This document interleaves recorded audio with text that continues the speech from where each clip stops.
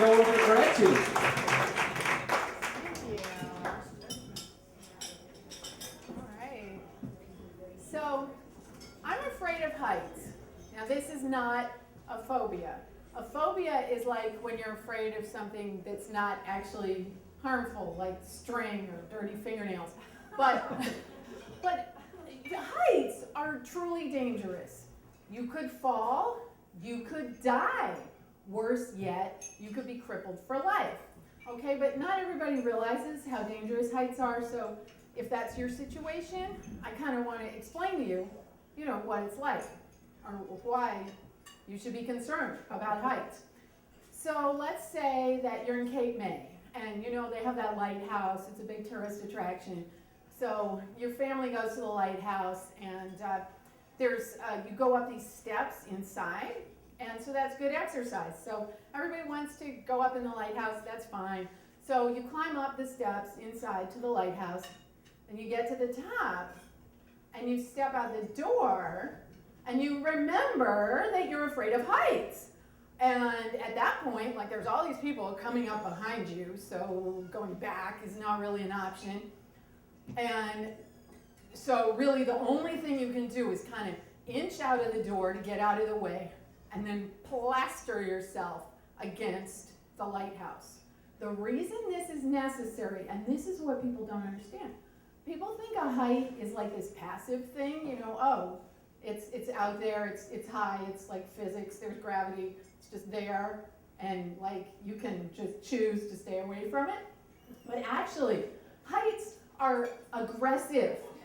They're actually actively out to get you. So if you are on that lighthouse balcony, if you don't hang on to the lighthouse, the height exerts this kind of, excuse me, there's no other word, gravitational pull, that you're going to find yourself getting closer and closer and closer to the railing. You could potentially lean over the railing and tip yourself over and start tumbling down.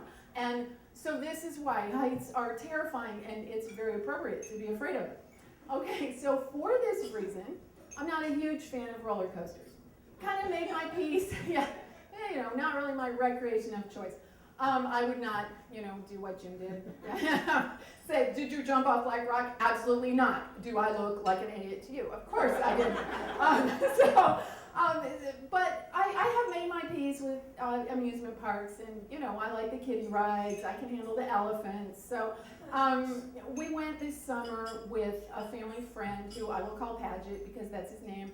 And he invited me and my husband and our grown son, Josh, who is about Paget's age. And Josh's purpose, the reason Josh was invited, was to be Paget's roller buddy. Because, I was out, and Mark is, getting a little older, and his stomach can't really take it the way he used to.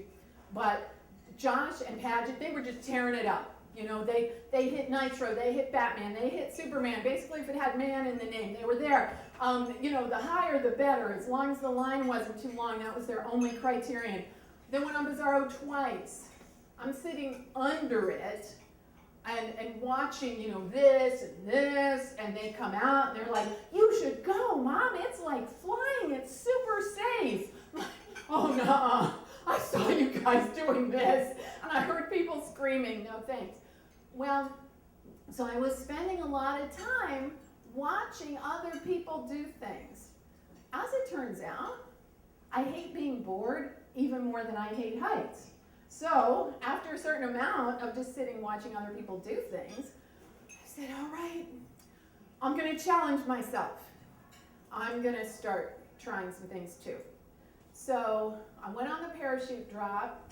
You're up, and then you drop right down. The whole thing lasts about 15 seconds, so it's so fast you hardly even know what happened to you.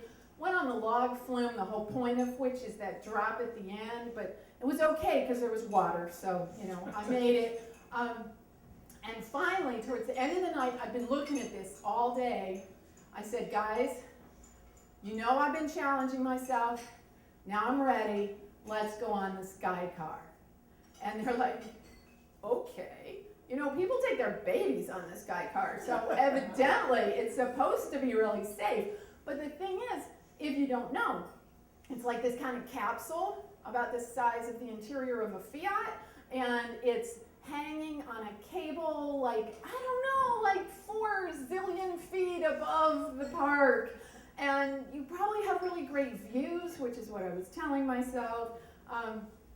So I'm explaining to them this is kind of a big deal for me to get on this guy car, and they're good sports, you know, they'll get on this guy car even though it doesn't go upside down or anything. And so we're all in this guy car, and Paget kind of gets this look, you know, he's going to make some trouble. He says, what if the cable broke right now? But you know, I was not fazed. I have a protocol for this. Whenever I'm faced with a near-death situation, I just start doing the math. So I looked at the people who were with me in the car, my husband and my grown son who lives locally, and Paget, and I said, well, this is not a good day to die, because if I did, if we all went down, there would be nobody left to take care of my mother. And, Josh, if you died, your wife would not know what to do with herself. Speaking of which, Paget, you have a wife and a baby who didn't want to come today. They don't want you dying. So this car is not going down. Now, I understand my logic may be flawed, but my arithmetic, is excellent. So Paget, like his whole expression changes when I said this. And he looks at me and he says, I don't ever think that way.